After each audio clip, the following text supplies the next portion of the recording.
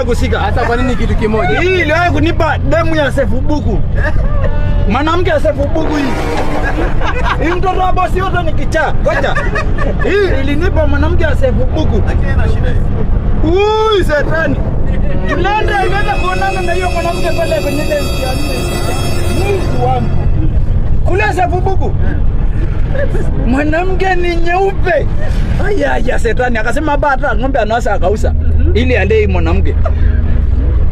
Hui Shetani na nguvu. Ameenda kuonana na hiyo mwanamke.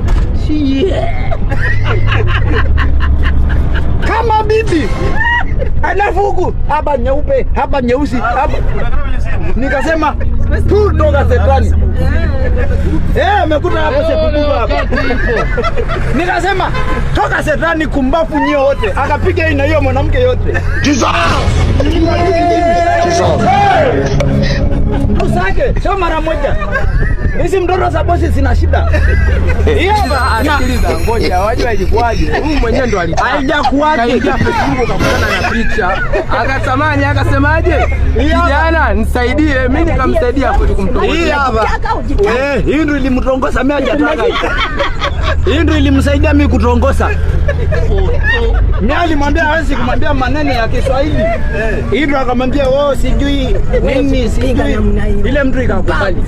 Ikasema basi ikuje tuonane, mimi mwenyewe anapenda Masai. Ui Mungu yangu moja. Anakuja kukutana nayo hivi. I don't want peace. I want problems always.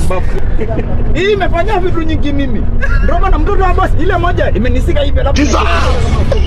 Na hii inanipa mwanamke mbaya. Ikanipa mwanamke moja inaitwa Elisa. Hata huyu ile lazima amkumbuke. Mwanamke inaitwa Elisa. Ile mwanamke si kaasa masarau.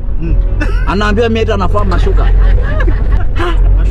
Eti mashuka. Alafu imelala imeamka asubuhi haina hata miezi napiga simu. Masai mpenzi.